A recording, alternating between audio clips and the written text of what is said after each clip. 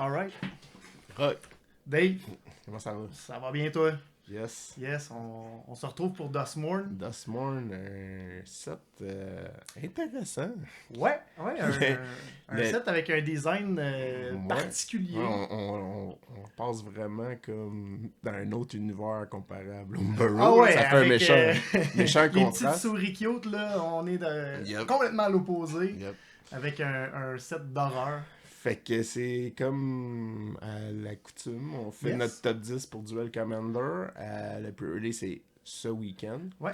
Fait que Amusez-vous bien. prochain tournoi Ouais. qui est à la chute, on va pouvoir jouer ces cartes-là. Bon. Exact. Fait que mais ça n'a pas été facile faire le top 10. Non, essentiellement, le set a énormément de bonnes cartes. Très bon power level là, pour ouais. vrai, comparativement à ce qu'on a eu au début de l'année. Là. On a déjà eu des sets de Magic, c'était dur d'avoir un top 3. Ouais, c'est ça, Là, c'est ça.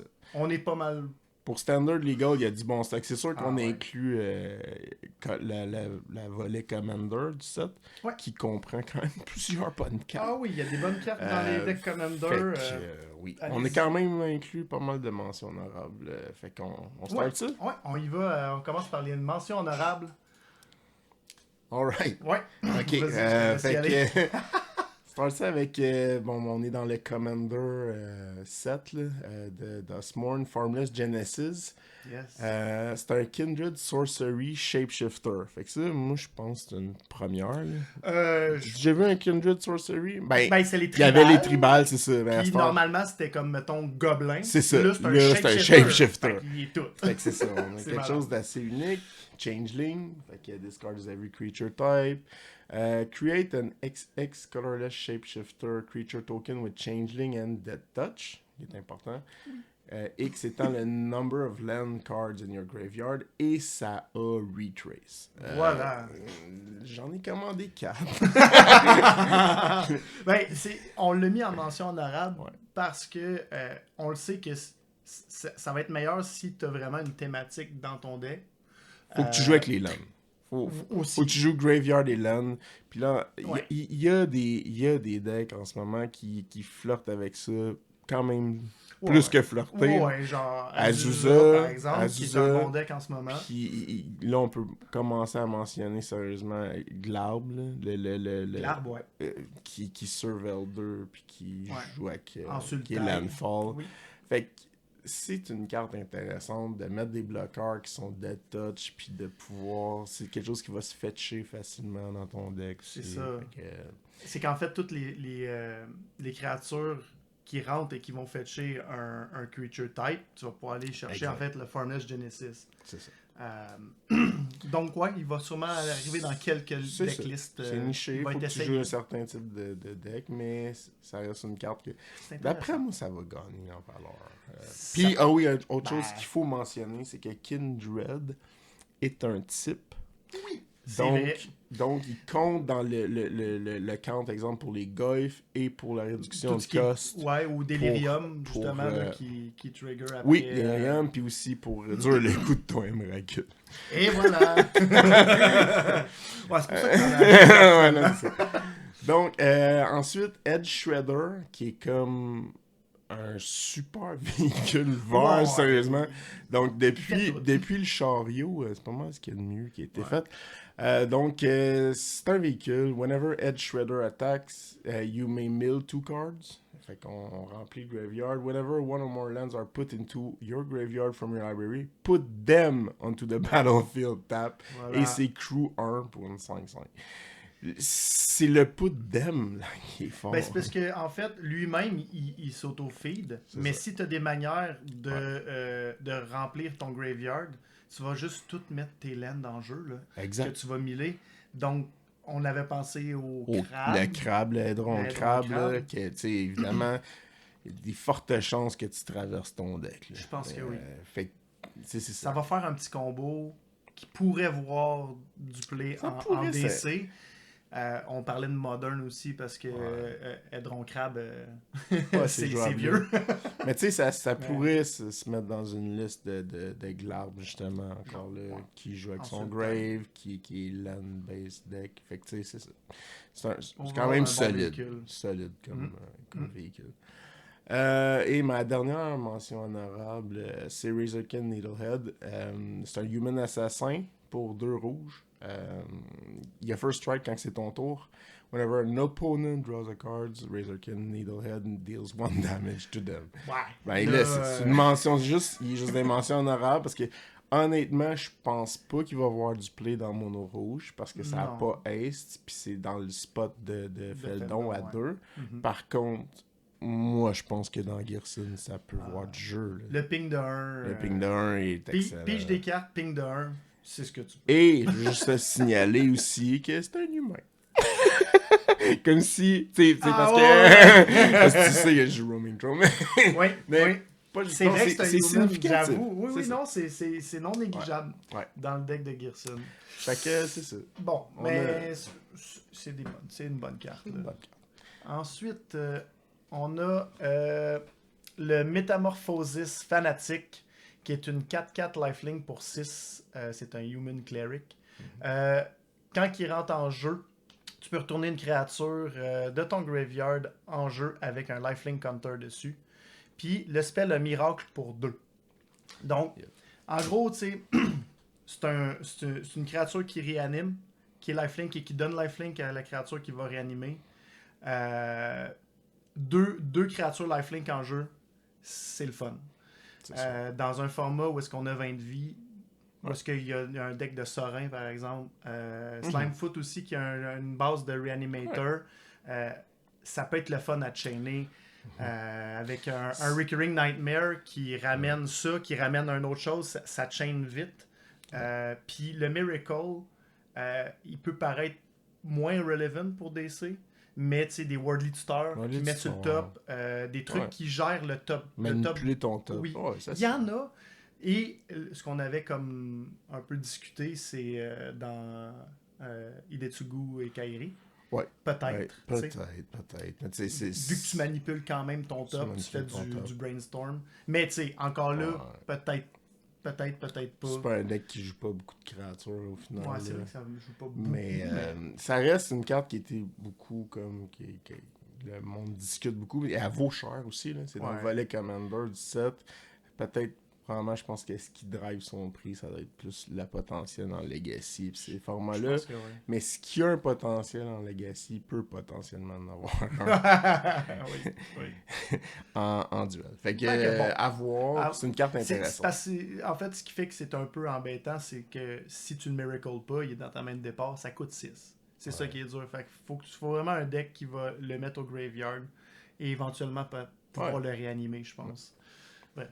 Ça reste une bonne carte.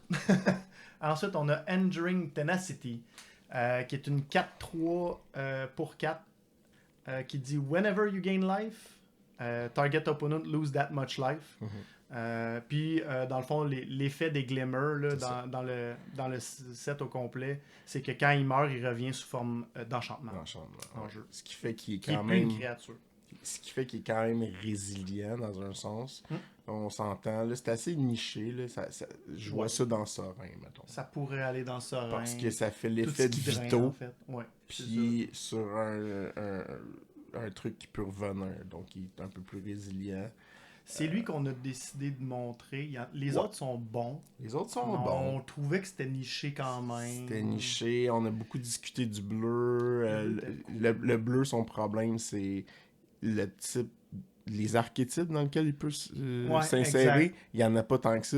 Si on avait été... Malcolm. C'est ça, puis c'est pas un top tier deck, tu sais. Sinon, il y avait... peut-être dans Ertai. Ouais, mais c'est encore un deck contrôle. Mais tu sais, tu joues pas énormément de créatures, puis ça, tu veux jouer de la créature. C'est pour ça qu'on l'a pas mis, mais c'était un bon carton. C'était un bon carton. Ouais. Mais le Enduring Tenacity, à essayer, c'est sûr. Ensuite, la dernière carte d'invention honorable, c'est le Ghost Vacuum, qui est un artefact pour 1 que tu peux taper pour exiler une carte d'un graveyard. Tu peux payer 6, le taper, le sacrifier. Puis tu peux mettre toutes les créatures que tu as exilées avec Ghost Vacuum en jeu, avec un Flying Counter. Puis c'est toutes des 1-1 Spirit en plus de leur type. Tu peux juste l'activer en Sorcery. On le sait que Duel Commander est un format de Enter the Battlefield. Fait que d'aller gérer le graveyard en ce moment, c'est assez important avec Slimefoot qui est quand même assez présent. Ça va être un bon carton dans des decks mono ou des decks qui tournent autour des artefacts. C'est une gestion de graveyard. Puis à la fin, ça peut être un kill. Parce que tu triggers absolument tout. L'initiative, les TB des pyroglyphes, etc. Moi, je vais t'avouer que c'est slow. Mais... dans une pile qui gère pas le grave, comme mettons Gearson, je suis comme... Je suis tenté parce que ça fait des 1-1 mon plan aussi. est un peu plus long, puis bon, ben ça fait des 1-1. C'est juste le seul problème de la carte, c'est que pour vraiment en profiter, il faut que tu affrontes des créatures puis que tu exiles des créatures. Puis c'est conditionnel à ça. Tu peux toujours exiler autre chose. Ah, je sais, c'est ça. Heureusement, parce que c'est ça qui fait que la carte est jouable, à mon avis. Mm-hmm. Mais c'est sûr qu'il y a d'autres cartes qui font ça, puis qui font peut-être mieux. Si au final ça fait plus l'affaire, tu craques puis tu piges une carte.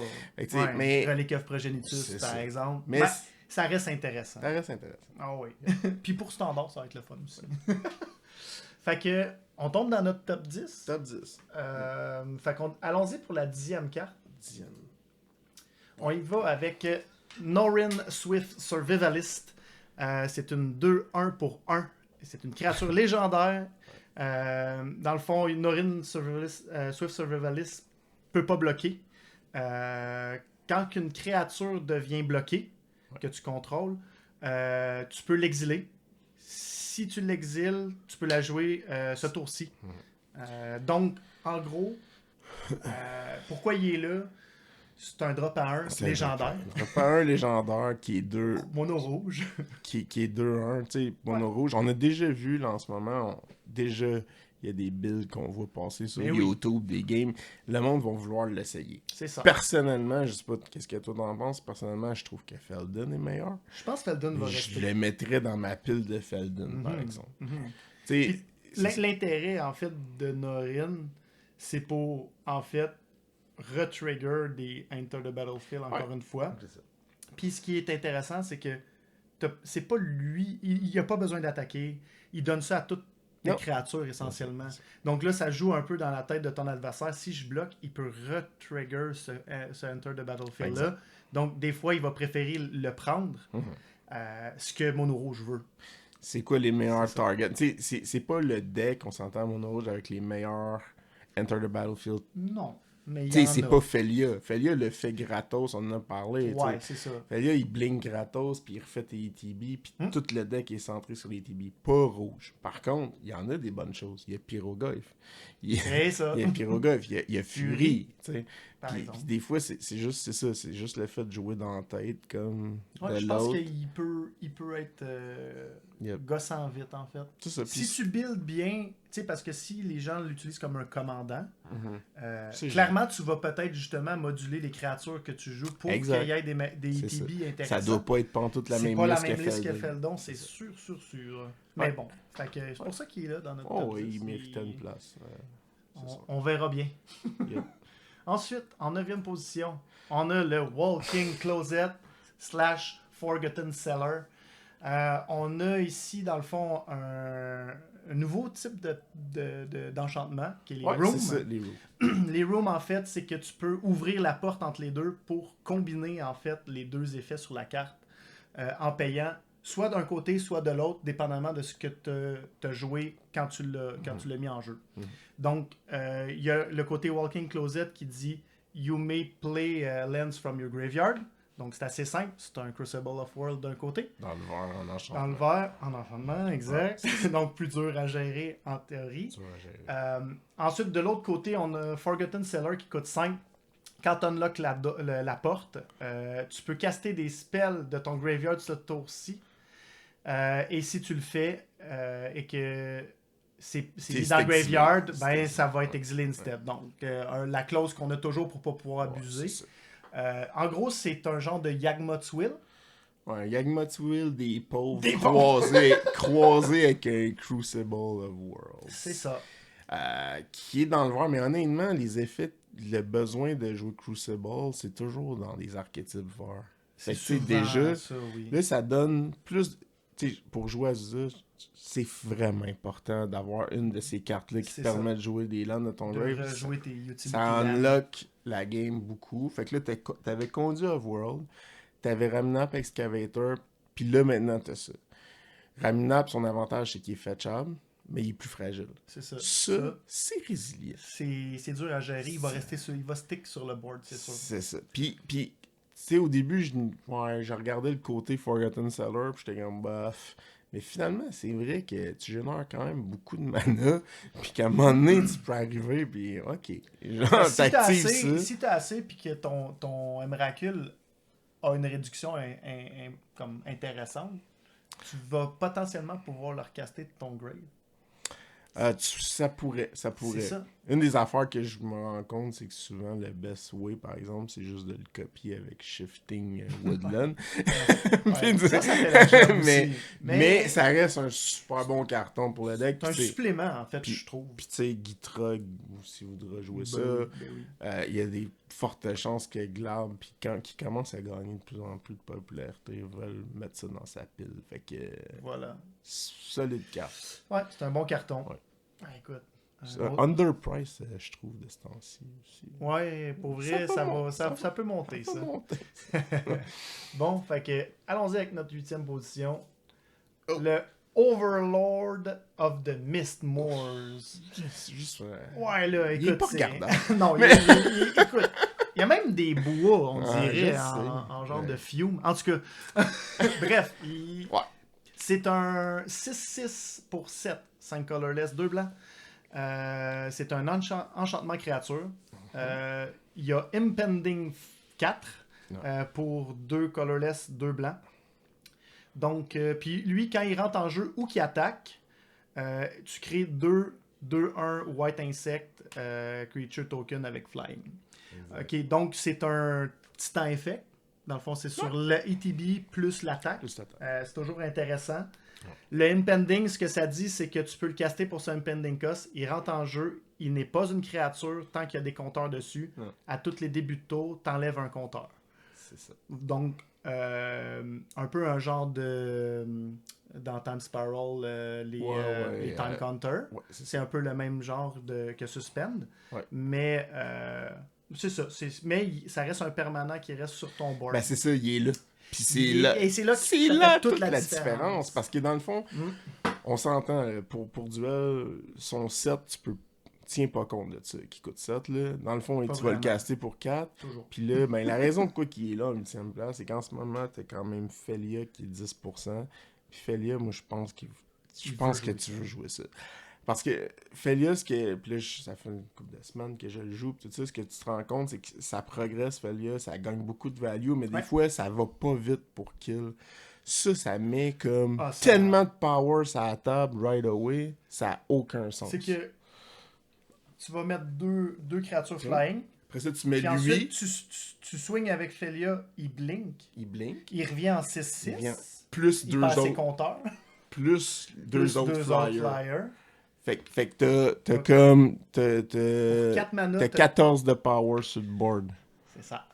Écoute-moi Ce bien. qui est incroyable pour ce deck-là. Ça a juste Ça pas de va sens. être un des bons kills Ben pour ouais, Felia. ben C'est ouais. sûr.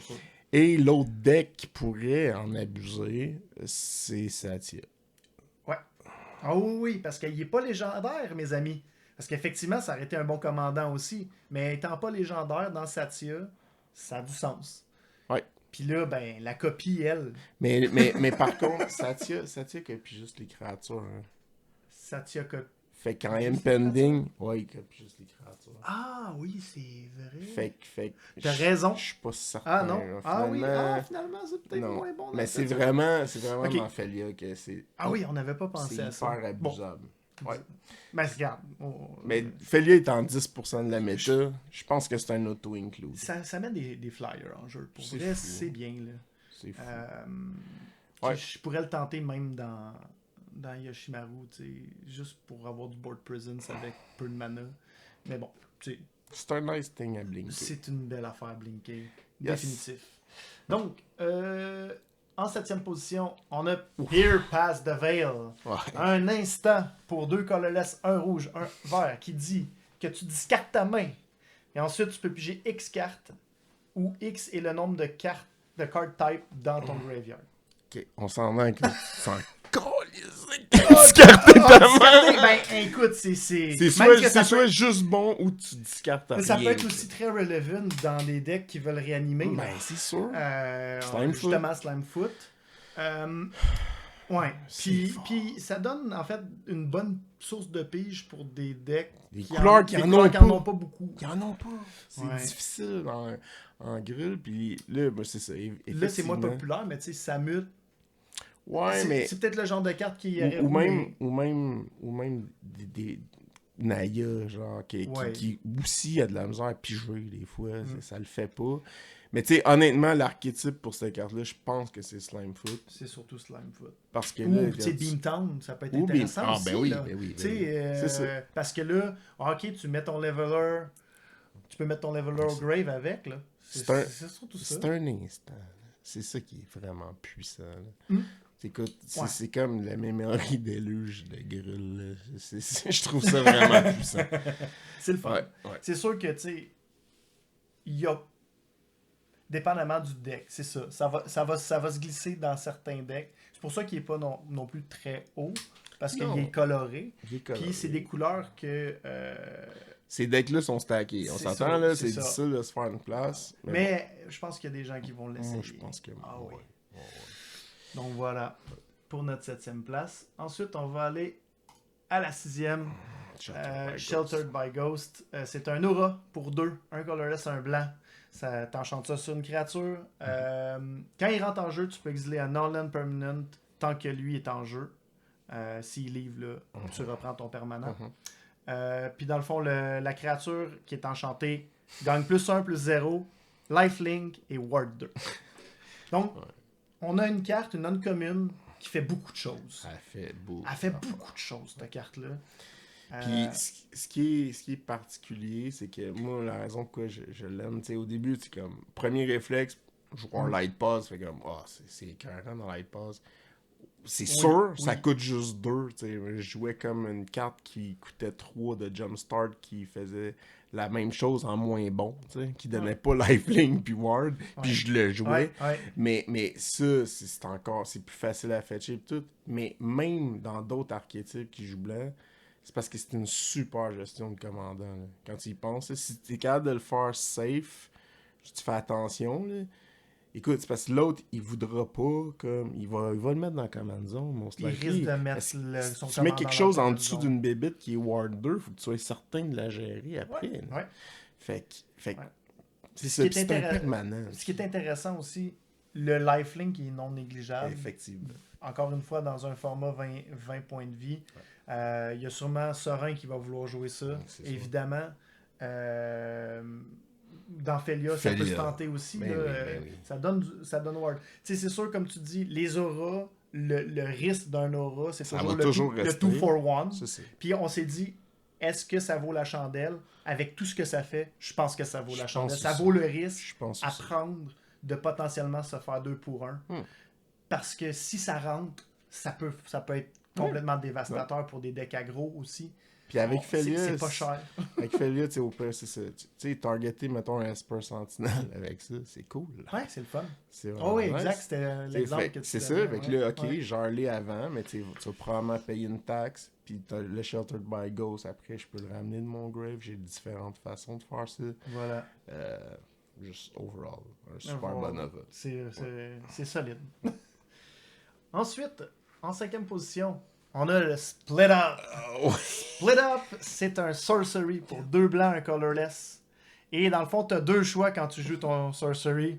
C'est soit que tu détruis toutes les tapped creatures, soit que tu détruis toutes les untapped creatures. Okay. On y allait étape par étape. Regarde, je t'avais remarqué aussi qu'elle s'appelle Split Up puis elle est numéro 5. Elle est pas mal au milieu. Mais c'est une carte qui est quand même difficile à analyser. Ça te donne l'impression que tu peux juste être gagnant. Par contre, on en parlait, c'est comme, je suis sûr qu'il va peut-être avoir des situations où tu vas être fucked ou ça va être compliqué. Puis, plus la carte va être jouée dans le format, plus les gens vont s'y attendre, donc play around. C'est ça, tu comparais avec Settle de Wrecked. C'est ça. Fait si la personne play around, ça peut devenir une carte embêtante, sauf que tu peux toujours un peu t'arranger quand même pour être gagnant. Puis ce qui est le fun, c'est qu'il y a des situations où est-ce que contre aggro, il va s'être tap out toutes ses créatures. C'est ça. Puis toi, c'est juste, tu perds pas ton board, puis lui perd le sien. Puis ça, quand c'est un rat d'un seul bord, c'est dévastateur. C'est ça c'est donne la complètement chance. dévastateur. C'est que moi, je regarde les possibilités d'avoir un card advantage du 2 for 1. C'est significatif. Puis il y a des archétypes particulièrement qui vont pouvoir vraiment profiter. Puis là, je pense au deck qui joue Earthcraft. Exact. Oui, écoute, c'est parce que tu peux moduler ce que tu veux, puis tu t'arranges. Selon la situation. Pour vrai, oui. Avec Earthcraft, c'est génial. Fait que, overall... Ça coûte juste trop. C'est ça. C'est qu'il arrive pile au bon moment. Il arrive au moment où est-ce que Mono Rouge a vraiment été à fond la caisse. Ou Yoshimaru, par exemple. Tous les decks un peu plus aggro vont être tap out. C'est sûr que tout le monde, ils vont avoir attaqué le plus fort qu'ils peuvent. Bam. Toi, tes créatures, ils ont tapé au début de ton tour. Lui, ils sont tapés. Tu wipes son board. Tu re-swing back. Merci, bonsoir. Moi, je suis persuadé, mais les gens vont, comme j'ai dit, apprendre à jouer contre. Mais je pense qu'elle va... C'est une carte parce que tu peux aussi... C'est ça, il y a des archétypes que tu peux jouer around. Tu peux builder en fonction. Puis... Fait que c'est ça. Ça donne un wipe pour aggro.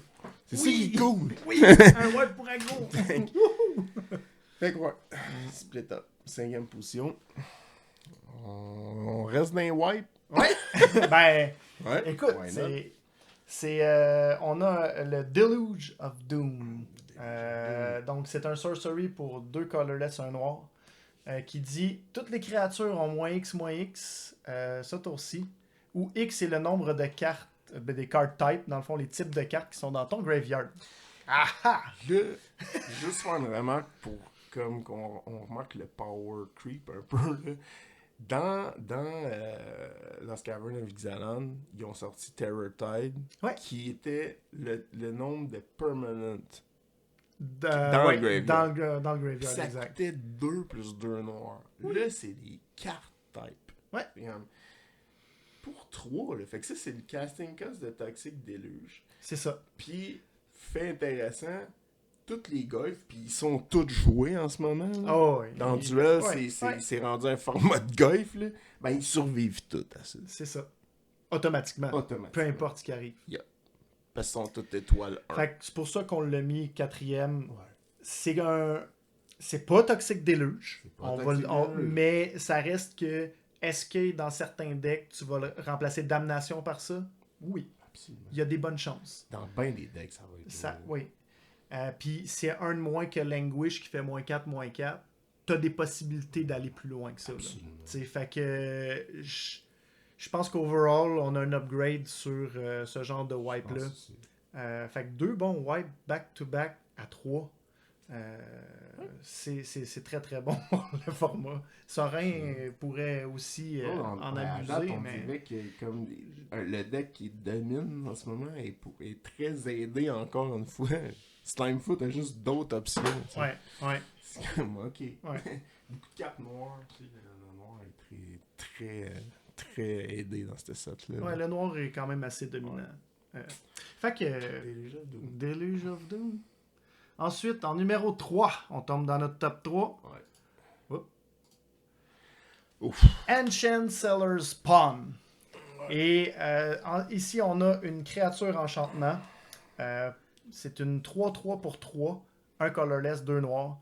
Dans le fond, ce qu'il dit, c'est toutes les spells que tu casses qui sont des démons, des horreurs ou des nightmares coûtent 1 de moins. Ça, c'est le bout moins important, mais c'est quand même pas il peut être relevant. Ensuite, on a la deuxième habileté qui est celle qu'on regarde avec attention. C'est quand tu casses un spell, si le coût en mana que tu as payé était moins que son coût original, ton opponent va perdre la vie égale à la différence. C'est insane. Et là, on va dire ça, on le sait qu'en Duel Commander, caster des spells pour gratos, ça arrive tout le temps. Donc, à chaque fois que tu vas caster un spell gratos, c'est son mana value que tu mets dans sa face. Puis on connaît un deck qui fait déjà pas mal ça. Puis, je pense que le commandant, là, on n'a pas eu le temps de checker avant, mais je pense que le commandant, c'est c'est un démon. C'est un dragon quelque chose, mais je suis pas mal sûr que c'est dragon démon. C'est un démon, Fait que, regarde, Attends. elle n'a pas besoin de ça. Mais au final, c'est juste Ben, juste on va nommer dire c'est quoi le nom, là? C'est Hidegutsu Hidetsugu ouais. et Kairi. Ouais. Mais l'affaire, c'est que je vais juste nommer en série un paquet de cartes, là, ok? Fury, Pyrokinesis, Grief, Solitude. C'est ça? C'est ça? un ogre démon dragon. Bon. Ok, fait que là, il va coûter 4. Comme si c'était nécessaire. Ah oui. Tout ce que tu pourras caster avec Dreamhalls. En fait, avec Dreamhalls, c'est exceptionnellement bon. mais tu sais, juste Pyrokinesis. Juste Pyrokinesis. Ah, c'est incroyable. En plus de wiper un board, tu fais 6 dans sa tronche. Ouais. Fait que c'est intense, là. Ouais, pour vrai, ok. C'est pas une carte qui se protège bien. Non. Mais on s'entend que dans des shells, justement, qui ont du bleu, qui ont des façons de juste comme prendre son temps, entre guillemets, ça va y aller, là. Ah ouais, il y a des manières d'abuser de ça dans le format. Absolument. Puis tu sais, je pense que même dans d'autres formats, ils l'attendent, celle-là. Là. Ah oui. Les formats de Force of Will. On s'entend, là. Ça. Noir-bleu, c'est joué en Legacy, là. Bref. Fait que ça va être une belle carte à expérimenter, je pense, pour tout le monde. Ouais. Ensuite, en numéro 2, on a Valgavot, Terror Eater, qui est une 9-9 Flying Lifelink, qui coûte 9, dont 6 colorless, 3 noirs. Son ward, c'est sacrifie 3 non-land permanent. Ensuite, c'est un peu l'effet en fait de Doughty Voidwalker, où est-ce que chaque fois qu'il y a une carte qui va au graveyard from anywhere de ton opponent, tu l'exiles. Puis pendant ton tour, tu peux jouer des cartes exilées avec Valgavot. Si tu castes un spell comme ça, faut que tu payes de la vie égale à son Converted Mana Cost. Je ne vais pas dire qu'on s'en sac, mais... Ouais, mettons qu'avec une 9-9 lifelink, tu peux caster pas mal tout ce que tu veux. C'est insane. Tout le monde veut faire ça, payer de la vie et caster des spells anyway. C'est incroyable pour vrai. Tu sais, il n'y a pas rien qui bat ça. Dans le noir, pour réanimer, qu'est-ce que t'avais de bon, genre qui était... C'est Archon of Cruelty souvent qu'on voit. Il y a déjà eu Grizzlebrand, Secours, ça reste, qui est un peu dans le même esprit. Mais c'est ça. Mais y a-t-il quelque chose qui bat ça? Tu sais, il me donne le feeling d'un Eldrazi avec son Sacrifice 3 non permanent. C'est comme un Annihilator latent. Tu sais, c'est comme la meilleure affaire à animer dead ou à réanimer qui existe. Là. C'est le fun à réanimer. C'est insane. C'est vraiment bien à réanimer. La question, est-ce que Slimefoot va jouer ça? Va-tu en jouer une copie? Je pense qu'ils vont essayer. Ils vont peut-être l'essayer. Là. Moi, je l'essaye. T'en as au Grave Terranimate. C'est parce que ça peut vraiment donner un oomph à, mettons, Old Roosteen aussi. Ce genre de deck-là. C'est le genre d'affaire... Écoute, quand tu réanimes ça, c'est... Je vais pas dire que c'est game, mais... C'est violent. C'est dur à gérer, là. Ça prend un wipe. Ben, ça prend un wipe. Ou un sacrifice effect qui peut passer, mais sinon, c'est des fuck, là. Ouais, ça ressemble pas mal à ça, oui.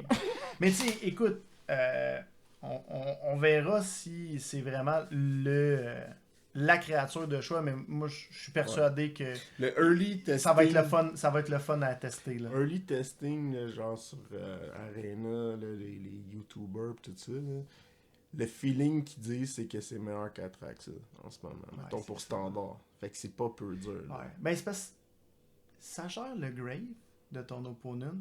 C'est dur à gérer. Ça vole puis ça lifelink. Puis après ça, ça te donne du card advantage de fou à chaque fois que ton opponent casse de quoi. Ou à chaque fois que quelque chose est mis. Fait que dès que tu fais miller ton opponent ou que il y a peu importe quelque chose qui crée, c'est automatique. C'est de la value, de plus que t'as. C'est pas de la pige, mais c'est solide. C'est tout comme. Fait que non. C'est vraiment une très forte carte. Je vous souhaite d'en ouvrir. En fait. Ouais. Ouais, parce que là, le prix, il est pas regardable. Ouais. Ensuite, notre numéro 1, parce qu'il y a quelque chose qui est encore plus défoncé que ça. Ouais, en tout cas. Yep. Et on a le Screaming Nemesis, qui est une carte qui a été spoilée il y a vraiment longtemps. Ça fait un bout. Je pense que c'était pendant un Pro Tour qu'il l'avait spoilé. Qui est une 3.